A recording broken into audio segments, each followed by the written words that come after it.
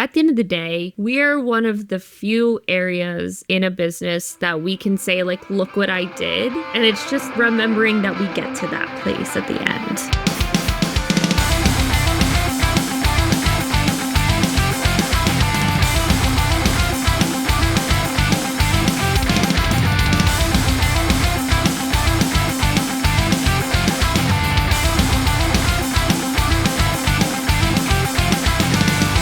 Okay, we're starting the episode with dog background. I love it. Is that you or me? My dog's at daycare right now, so that's all you. Oh, great. I don't know why they're barking. That's okay. fine. Well, they want to be on the episode too, I think. Clearly, they want their voices to be heard. And for the other people who are just now tuning in, welcome to another episode of From A to B. We have Shiva, and I'm joined by Erika Sentz, who's a digital marketing manager at WP Engine. Also, MBA. And I hate MBAs, so You're welcome.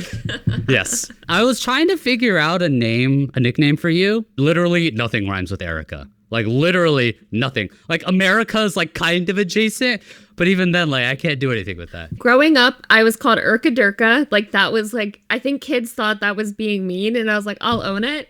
And then there's a meme that came out a couple years ago of this woman who spelled her name Airwrecka.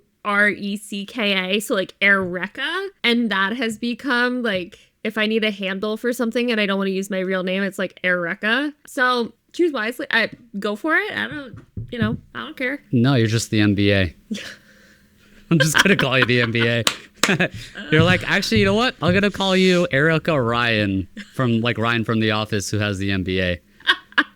I actually know an Erika Ryan, which is even funnier. Okay, great. I love it. So you're now Erika Ryan from The Office sense. Okay, so that's a lot of distractions with dogs and not knowing how to rhyme things to go into our topic so seamlessly, which is, how the hell do you run a solo CRO program? I've been a large part, I think I've always run a solo CRO program, except for like when I was at Gartner. You've also had similar experience where a lot of the programs you've run have just been solo CROs. Or you're the solo, you're the person. It sucks. Yeah, and you feel like an island. You feel like it's sometimes an uphill battle. At WP Engine now, I'm not a solo. There's 3 of us. But at the same time, like, we each have our own swim lanes where we get so heads down in what we're doing that sometimes you kind of feel like you're, like I said, on that island and doing it alone. So sometimes you have to like call for help and see if anyone's available to come get you. What would you say is the hardest thing about being a solo CRO? Prioritizing, figuring out what you should be doing. I have to-do lists. I have a million of them. I have 3 or 4 of them sitting in front of me right now. We definitely have a process that we've implemented in terms of prioritization that help, but that doesn't always get its way. That for me is one of the biggest things is like, where do I begin, right? What's the easiest place to get started? I'll get very stuck if I can't move forward and suddenly I'm like, oh, this list is like 10 pages long. Like, I don't know which one to do and I don't do anything. And then, it's Friday at 3:00 and I realize, oh crap, I need to do something, right? Like, I need to get something done. I think that's a challenge that a lot of solo CROs face. I've faced it as well because in many respects, you have to do so much. There's a lot of project management that you have to do. There's a lot of actual, coding strategy you have to do. There's a lot of relationships you have to build and coordinate. There's so much that you have to do that being ruthless in your prioritization is probably, I would agree, it's probably the biggest challenge, but I guess also the biggest opportunity for you to make sure that if as you are a one-person team, that's the best way for you to make sure you're affecting change. I do wonder, do you have any thoughts on being a solo CRO? In your prioritization, do you bias towards action and showing things are being done versus foundational work? Like, how do you kind of balance the two? So that's actually a really relevant topic. Something I've been working on outside of just our web strategy team has been process. So putting process into place for our email team is something I'm working on right now because it is just, it's the bane of my existence. Process, having to check the boxes. Like, half of my to-do list literally is like Asana tickets for February, right? Like, build roadmap, do all of these things that absolutely need to get done. So it's a pain, but it just makes us be able to move so much quicker at the end of the day. So like if you have like, you know what boxes you're following, you know you're not going to miss a step. Like it just pushes you forward faster once that like couple of hours, couple of days of just absolute like process torture are finished. Yeah. I know there's in your first, like, I know people talk about your first 30, 60, 90 days of being a solo CRO. Something that I've seen a lot of success with is getting your first test shipped out, show that you've done a thing, going through the flywheel, because you need the flywheel to spin to figure out, oh, this hinge is loose. We need to tighten this. This wheel is not super circular. I got to sand it down a little bit. That's like analogy. The real life version of that is, you know, the design team needs more information that you're giving them. They're not efficient in the tickets that you're delivering, so you have to build a template for them. The engineers are crushing it. They're really good. There's no squeaky wheels there. They're killing it. And it depends on every organization. And it might also be like, well, shit, actually, I need a ton of engineering help. And I need to build a better process because I know I'm going to need their help more. I think early on, your 30, 60, 90 days, you have to like get a test out, even if it's a button color test. And we love button color tests over here. But it has to be like something to just get it out, even if it's your first AA test. The purpose of doing that is to build a process. As we are optimizers, we don't know what's perfect, but you have to try it, see what happens, look at what's happening to then optimize it further. But you have to ship something. You can't just have an optimization mindset without that thing working. Have I ever talked to you about my first pancake theory? And I like fully believe this in every part of life is like pancake, prime example, right? You had me at pancake. No, now I'm really hungry. When you're making breakfast, the first pancake you made, like you just have to get it out of the way. The stove might not be the right temperature. The pan might not have enough grease or butter or whatever you're putting in to make it Can happen. I take a quick sidebar? I don't understand this. I suck at making pancakes. I do not understand it. You have to keep making them. Like that's the key to pancakes. All right. Well, first of all, rude for judging me to think I'm not doing that. I'm making a lot of pancakes. Second of all, I do not understand. My first pancake is always my best one. Every time. Okay, you are the exception to this rule. I know. I am very much the exception. I don't get it. I don't know what I'm doing right with the first one that fucks up for the rest of them. It's so stupid. I don't get it. You probably get a little cocky about it. You're like, wow, this was great. And then you know, something happens. But first pancake theory is something that I like in all aspects of life. Whether it's work, dating, friend, like whatever, I firmly believe like the first one might not be perfect, but it has to just do it, right? Like make the pancake, get it out there in the world. And then next time, tweak the stove a little bit, tweak the batter, add a little more water to it, add a little more batter to it, like do something and just get it off the finish line. So I think that's really well in line with that like 30, 60, 90. You just have to do it because that's the only way you're going to learn the next thing that you need to do. I do wonder what is something to look at. Like, how do you audit your program when you're just getting it started up? Would you have any tips on like auditing your program to like keep on building it up from that first test? In terms of after that first test gets out the door, where do you go next? For me, it's a lot of checking with the stakeholders that I work with, like what worked in that process, right? Like we just went for number one, like what wasn't right? You know, what can I do better to help improve our relationship? You know, relationships are really important. I'd rather have a really great relationship and maybe do like work a little bit slower because we're getting that buy-in from those stakeholders than just like breezing through and forgetting about them. And at the end of being like, hey, so like on to the next one. They're like, well, no. So I would say that's like just having those conversations is really important as you're getting started, just to temperature check, right? Like what worked for you, what didn't. And it's a great opportunity. I feel like you get, because you're doing it alone a lot of the time, you're getting really heads down and you start really going down this rabbit hole. And they're one of the first people that can bring you out and say, hey, what do you think about this? Like, what's something we should try now? Like, did you have something that's been in the back of your head for a minute and you've just been waiting for someone to ask you the question to figure out if this is what we should be doing? It starts the relationship building, right? At the end of the day, this is probably another big major tip anyways, like building relationships with the stakeholders. And it should be hopefully mutualistic where You give a little bit to them, they give a little bit to you, and you guys hold hands and work on this together rather than parasitic or combative or any type of thing. Like, it has to be mutualistic. So you're using this as an avenue to build a relationship. But taking a couple steps back, I'd even argue, like, maybe you collaborate with them on the process first, like capture their feedback to be like, let's talk through what your ideal process looks like. And then involve them early on and be like, this, it shows the signs that like, hey, we're going to work together. It's not, I'm going to give you a Jira ticket, do the thing. It's going to be, let's work on this together. So it's like, start with that first. But then also, I think I've always set expectations, especially early on. It's like, this shit's going to fucking suck for the first 3 tests. Please bear with me and keep the feedback loop going and create weekly syncs with these team members. And like, let me know if this sucks because I want to make this better. I can only operate on making it better if I know it doesn't work well. And in a meta way, right? Like, we are people who run tests based on qualitative feedback from our visitors. You have to approach a CRO mindset to optimizing your process. You have to capture that same qualitative feedback from your stakeholders. It's the same process, just applying it differently, right? Exactly.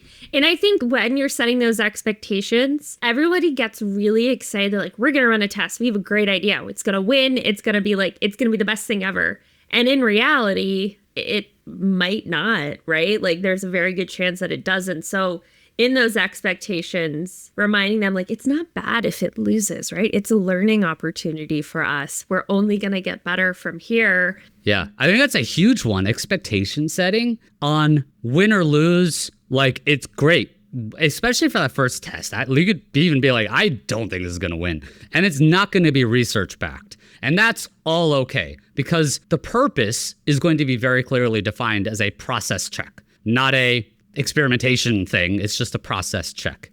And gradually, we're going to shift away from process check into actually running tests. You know, it's interesting. There's probably more correlation than causation with this, but correlatively, when you're a solo CRO, people expect the CRO to come in and just sprinkle the magic CRO dust. And then, like, you know everything that works. You know what wins.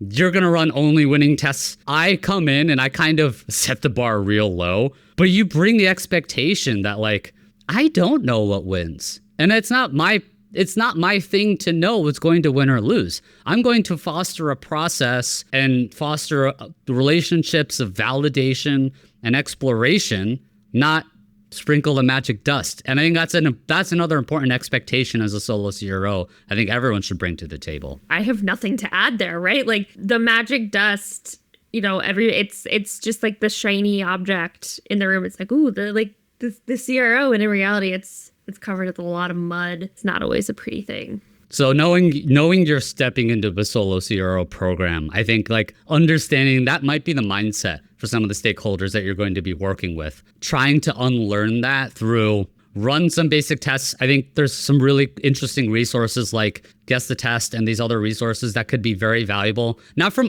I don't want to necessarily say these resources aren't valuable to CROs, but I see a ton of value in those resources helping unlearn people that they think they could guess better than you. They can't. And helping to push forward the idea that we all suck at guessing. And I'm not here to guess. We're here to validate through research. And I think all these things can be valuable for that solo CRO. Expectation setting is, like, super critical. At the end of the day, we are one of the few areas in a business that we can say, like, look what I did. And it's just, like, remembering that we get to that place at the end. Yeah. That's why I think we love this field. Yeah. And honestly, like, I was talking to friends of mine. I had a friend that was here earlier who I worked with for a number of years before my current gig. And whenever we'd go and do our performance reviews, it would be so easy, right? We could be like, increase site conversion rate by X%, increase testing velocity by X%.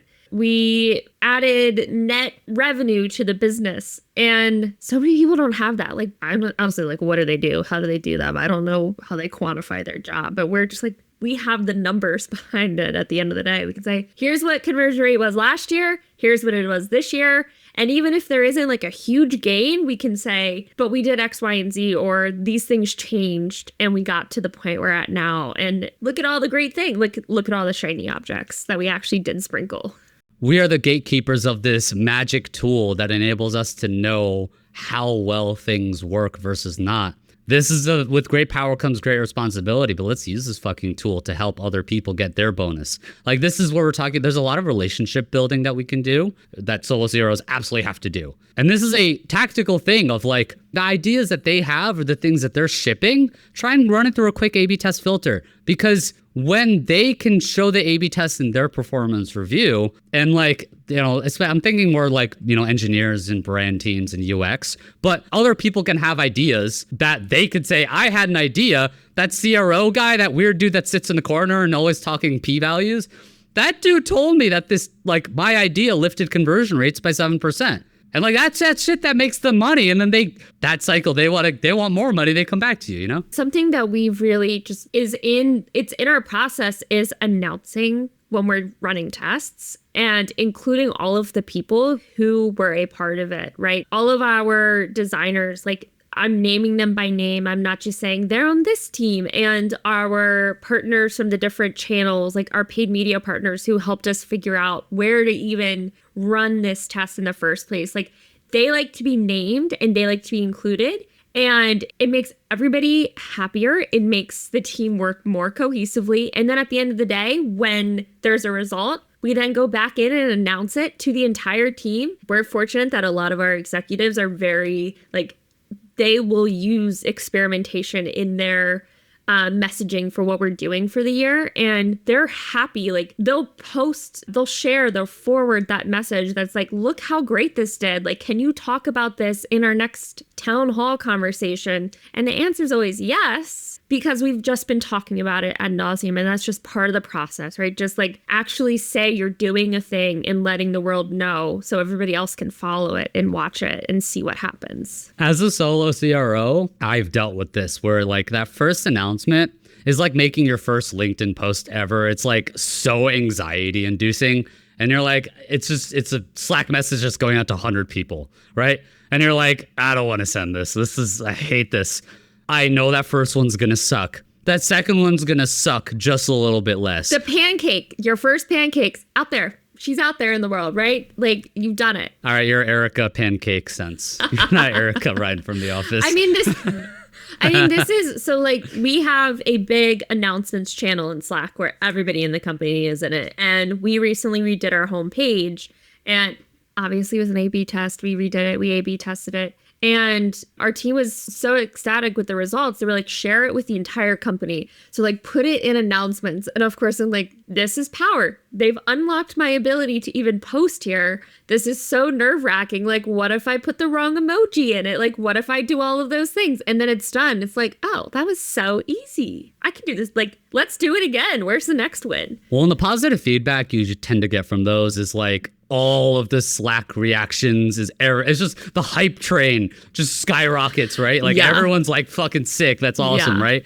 Yeah. So it is nerve wracking to get that first one out. I know it is. So nerve wracking. You have to do it. The gains are going to replay itself immeasurably. And people are going to see it, and then they're going to want to take it and say, how can I use this? Like, from that message, we got someone on a completely different team who said, actually, we're working on something with similar messaging. Can we chat? Like, I'd love to chat about this. And that adds more connective tissue, more relationships, so that the next time around, you know, we have another person that's in our corner. That's also why you have your test submission form ready to go as the plug in that message, right? You want to submit your test idea? Have a chance? Would love to hear it. That's probably like the saddest thing is like, for all the processes we have, I don't think we actually have a backlog from people of like test submissions. That's usually my inbox is her backlog of test submissions. You know, this is actually a pretty good next tip, I guess.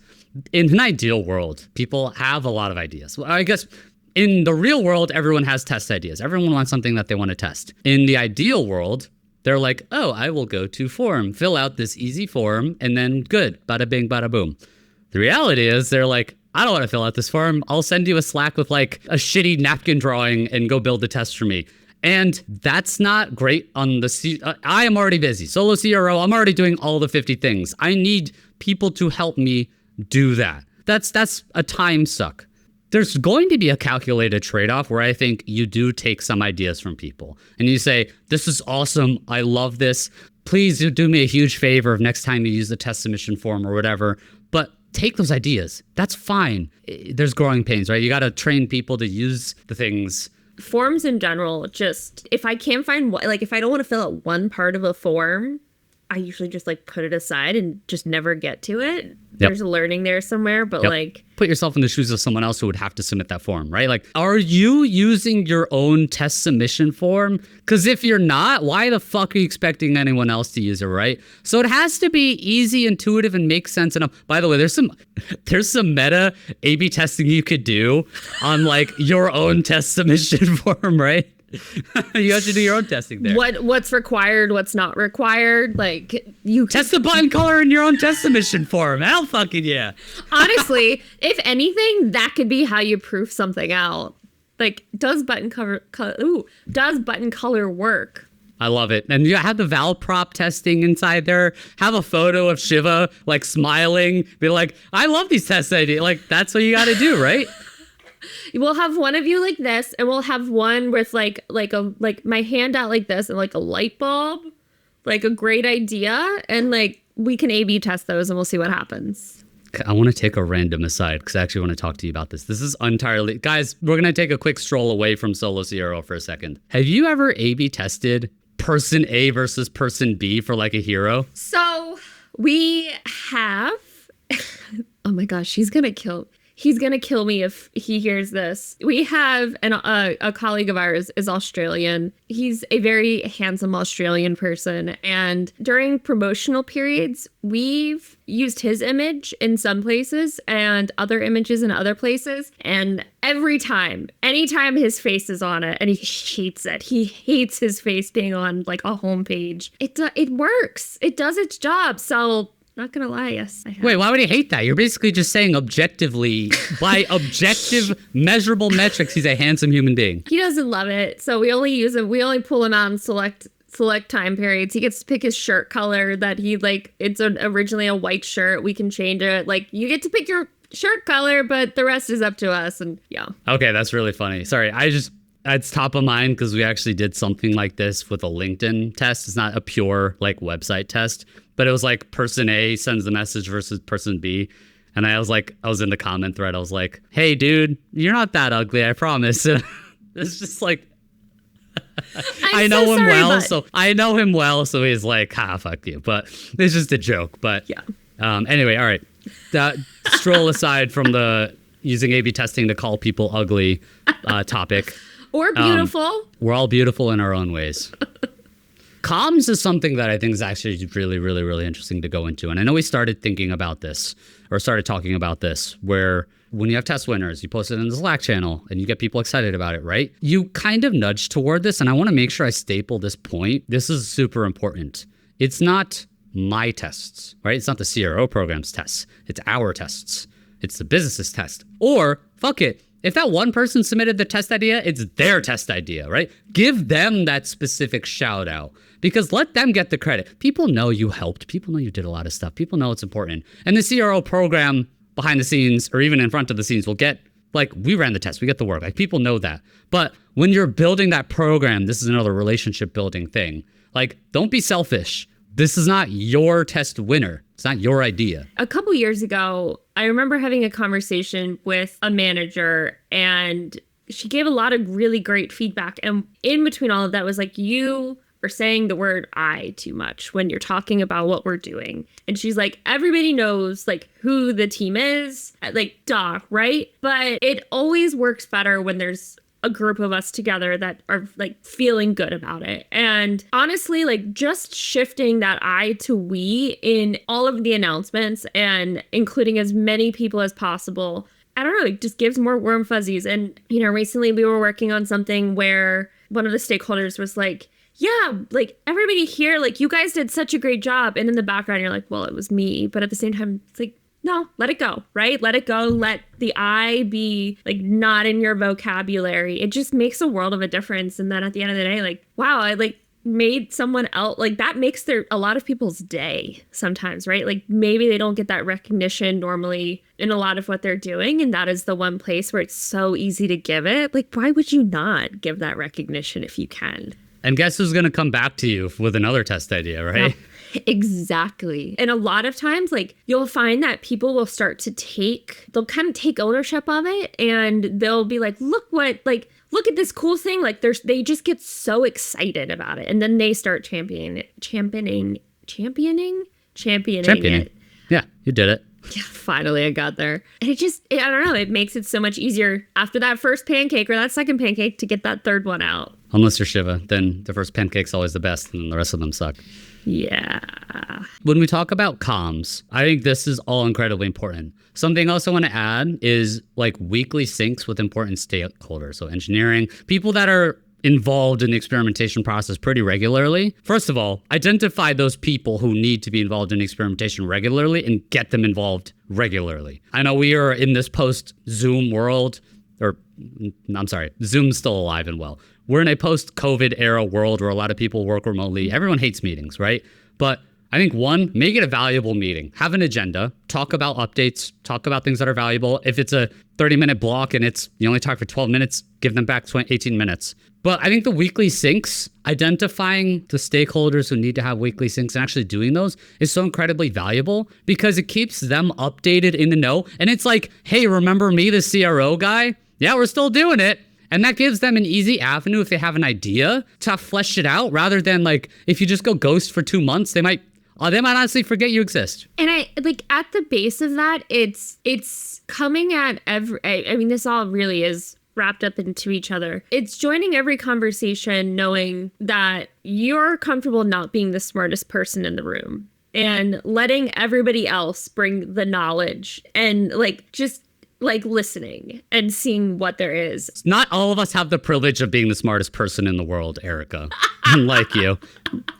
No, I'm not. And I know I'm not. I know I'm smart at a lot of things, but I'm not the smartest person. I'm always the dumbest person in the room. So like that's a challenge I've never had to face in my entire life.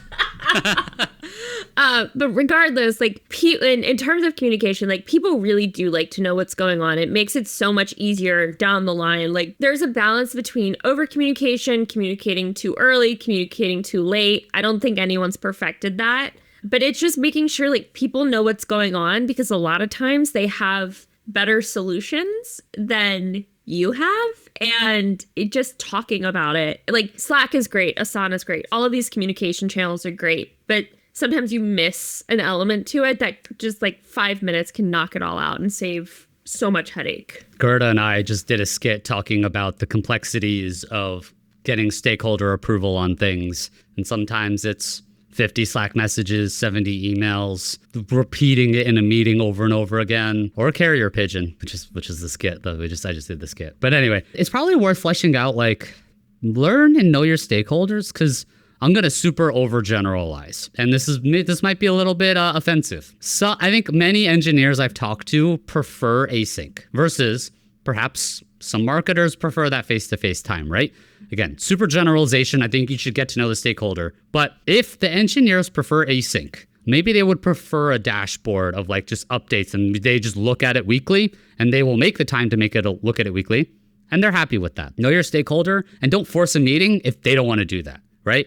But also don't have a dashboard and say, look at the dashboard, if when you do those things, no one looks at it. You could build it and it could be sick, but if they're not going to take the time to do it, you might have to force other avenues to get people involved. I feel like the glue that brings everybody together, but it also means you're kind of a shapeshifter, right? You do what is easiest for whoever you're working with. So Shiva, if I know you work best over Slack and you don't like being communicated with until right before you're going to start the work, your brain doesn't need all of this excess garbage in it until then I mark that down in the back of my brain, and I say, okay, I don't need to introduce him till this point. I can keep him in the loop. I can shoot you every once in a while, hey, this is what we're thinking. If you need the repository of information, here it is. But you're not ready to move to it. Whereas everybody else, I might have another stakeholder who needs to be involved at the beginning, needs to be constantly updated. Okay,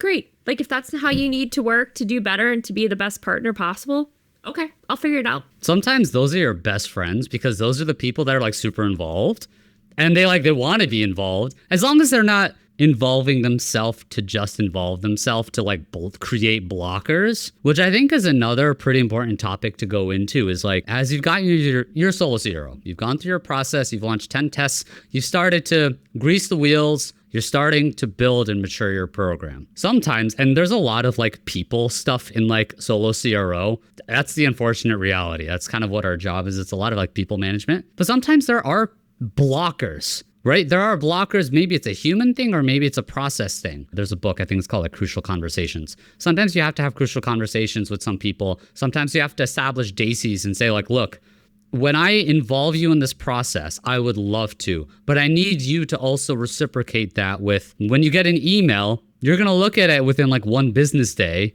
and you're going to give me the approval. I can't sit in an approval process for 7 days because you're a blocker that causes the rest of this to fail. There's two things that really came up there for me. The first one is being comfortable owning your thing, right? So within the RACI or whatever you're doing, once that's outlined, it's sometimes really hard to take something that you're used to asking others for. But that, like agreeing upon that in itself is the answer. Like, own it. You are the expert there. That's why you're there. Trust yourself. Trust that you can do it. So just being comfortable, like whatever that position is, like if you are the decision maker at the end of the day and they're just giving you insights and they're not reviewing it to actually give you that feedback, then be comfortable in that.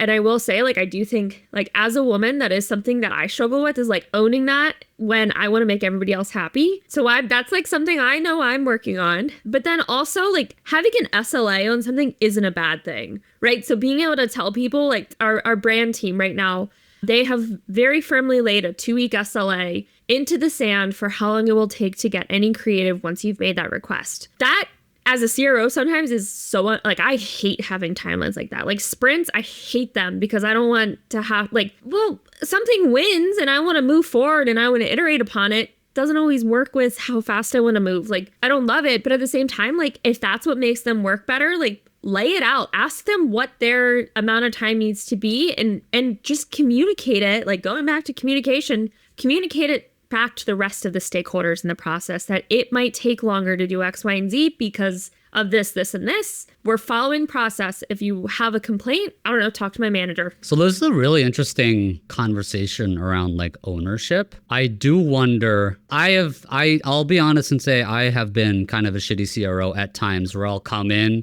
expecting to own all of the things that I think I should own. And then when you go through the process and actually start understanding the landscape, you're like, oh, I don't own this.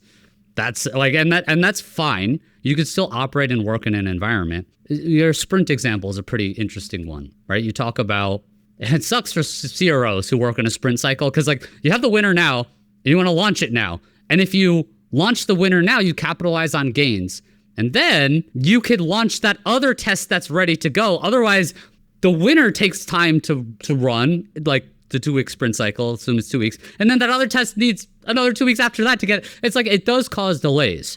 So you CRO, Solo CRO, you're not going to come in and blow up the way the engineers work, right? So you have to know that's where you operate in. It's a shocker. There are people who do understand that there are limitations and there are reasonable people everywhere, that you walk to them with trade-offs and you walk to them with like, hey, I have challenges. Don't come to them with solutions to say, blow up your sprint cycle. You come to them with a challenge and a problem to say, hey, engineers, we're running into this challenge. We're slowing our velocity down because we're tied to this sprint cycle. We don't want to blow that up, but we're running into this. Are there any creative solutions? And maybe they're like, fuck it, do feature flags. And then you just turn the feature flag on at 100%. We'll support that. That's great. We'll do that. And like, that's win-win. So I think something worthwhile is like, as you're building these relationships with these people, don't go into these relationships arguing and pushing for solutions. Go into it trusting their expertise. Go into it with problems. Say, could you help me fix this problem? Rather than do this thing. If we're also thinking about how much stuff is on our plate, not having to own solving that problem, gives you more brain power to do something else that helps within the business. It's kind of like a bell curve, honestly. Like I started out like I didn't want any of it, right? Like you take it, you say, and then I wanted all of the ownership, all of the control. And now I'm back to like, I don't need it. Like, and I think that comes back, that also gets back into where we're talking about like not having, you're not the smartest person in the room. You don't need to own everything in the room, right? Like give yourself some freedom to own what makes sense for you and then let other people feel included and take on their own responsibilities to help along the way. Also, like, you're not an expert engineer. You're not an expert design person. I don't want to say delegate because I don't think that's the right word, but it's like there is clear delineation of who's doing what. You know what I mean? And that's what you kind of operate in the process early on. You have to trust your team and the experts you work with. Because again, I think I love being problem focused. When it comes to optimization, I'm big time problem focused. Like optimize user problems, don't just do solutions. Same thing goes with operating with stakeholders. Come to stakeholders with problems. And they should also come to you with problems, not solutions. They shouldn't tell you how to run your program. Because then I'm about to throw it out if they do that shit. But yeah, good luck. Yeah. We'll throw some elbows at them. I know this is probably adjacent to people. It's just like resourcing. I think that's a challenge that solo CROs have a lot. And that's not internal resourcing. I mean, we all deal with internal resourcing as a solo CRO. That's a challenge. But I mean like external resourcing and building a program that relies on other teams to support you while they don't directly report into you can be a challenge. My advice is just more like, hey, look, if you are operating in this model, be flexible to operate within their constraints. And also I'd say like low key have receipts if engineers like not helping you for 2 months, have the receipts because that's protecting yourself. But also be amenable that like if engineering just got dumped a bunch of shit, be like, all right, well, I understand that's priority. I don't control your work, but we'll get back to it once you guys are free. Let me know. I mean, that gets back like 100%, like have your receipts and not even in a malicious way, just in like it helps keep track of everything that's going on. Like go back to that 10,000 item to-do list. Like just keeping receipts keeps you on track because if you have to drop it and go pick up something else, then you know where you were at with it. And it's good practice, good business to just, I like over communicating and over saying all of the things because does something happen and they don't do something that you asked for? Like maybe, but at the same time, like I might have just forgotten. I think my brain's going, like there's something going on there. And that's probably a good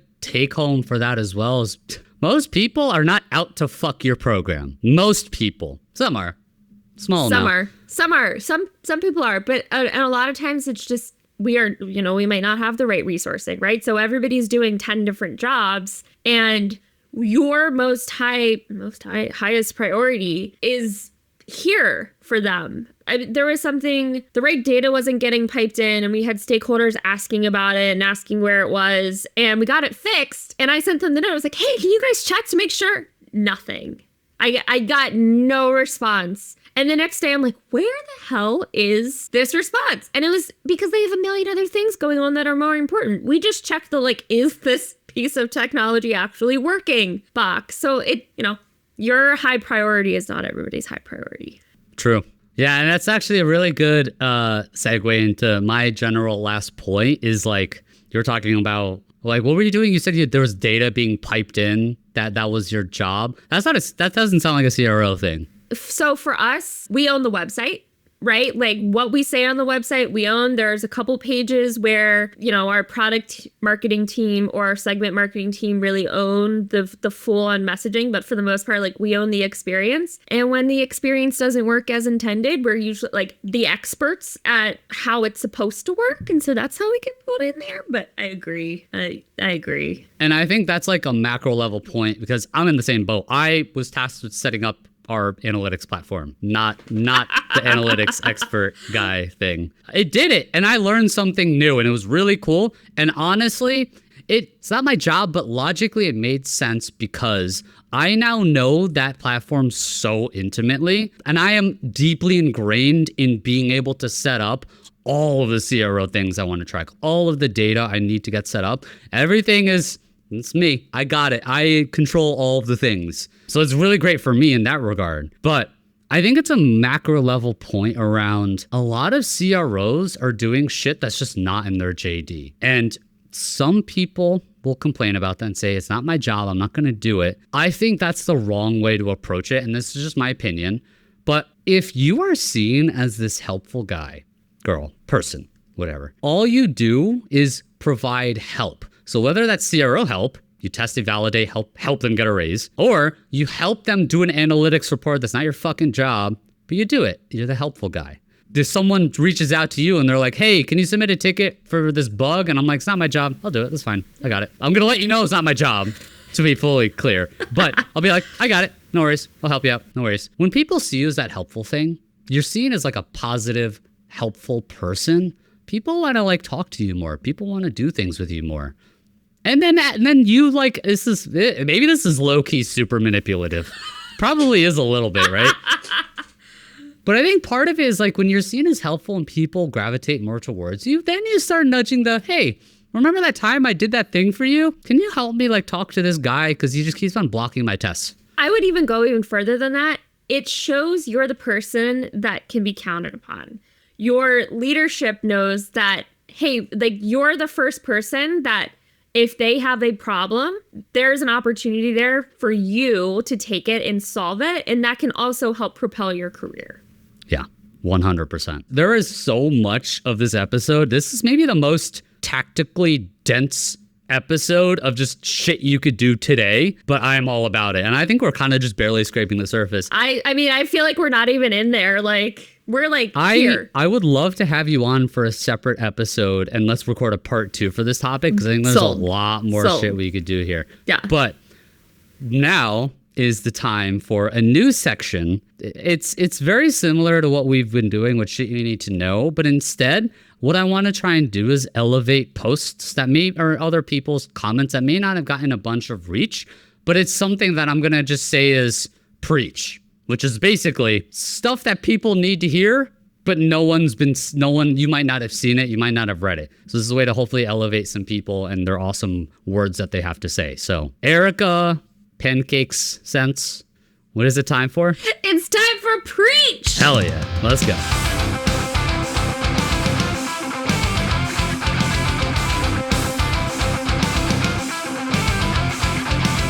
This week's preach comes courtesy of Natalie Thomas. A pretty short but super impactful post. A friend of mine was once told by his boss, we don't A/B test because we can't afford to be wrong. Testing or not, you're going to be wrong a lot. And for the podcast listeners, Erika's palm could not be further in her face.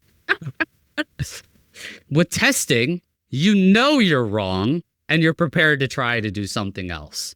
And I mean, like, I've never understood the logic of we don't want to test because it could be wrong. It could lose because it misses the crux of the point of testing. What? Of testing. It misses the point of testing. But like, sadly, that's a lot of what people think it is. And people are afraid. I think part of it is probably a little malicious if people are afraid to have data showing the thing that they're doing is bad. Take it a step back from there. They're just afraid of having data that says something. Like, ignorance is bliss there, right? Like, we're not testing. I don't know because it doesn't exist. And sometimes when we think about solo CROs, this is a challenge I have faced. Again, I'm not assuming malicious intent with these people, but sometimes it's convenient if there are so many roadblocks to A/B test. And I think that's something, going back to the solo CRO side, we have so many things we could add more to this. Put it on the list. Sometimes it's worth understanding that person's motivation because there might be very legitimate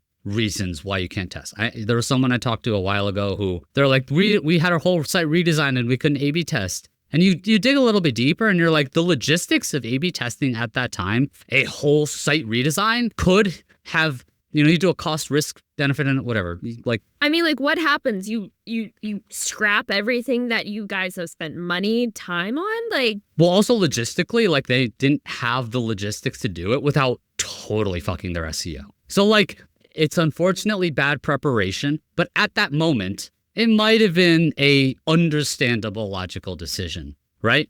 But in that case, it wasn't malicious necessarily. I think it was just an unfortunate timing with things. And they're like, look, new site, you're going to test all the things. But I think in some cases, there are people who will add arbitrary blockers. It's worth exploring that from a solo CRO side to be like, is this a person who's adding imaginary barriers and then calling it out? Or are there legitimate reasons? Because if the legitimate reasons are there, you could go through and address it and be like, okay, that sucks.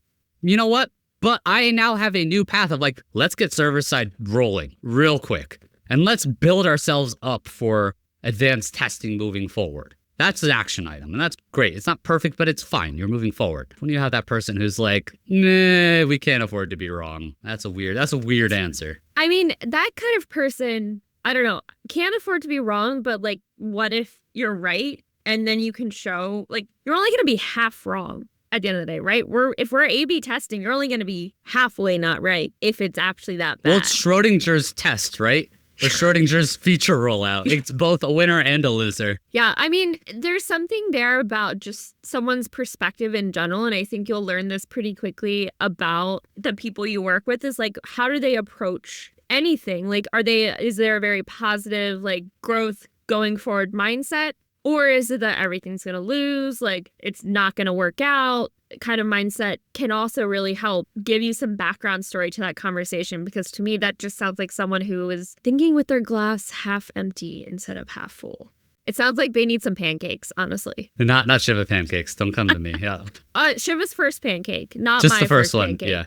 Usually this is disgusting, but it works for me. And you could judge me all you want. I don't give a fuck. Usually what I'll do is I'll make scrambled pancakes. There is no shame in that. Okay. All right. I'm actually really happy you are validating that, because I've talked to a couple other people and they're like, huh. I'm like, whatever.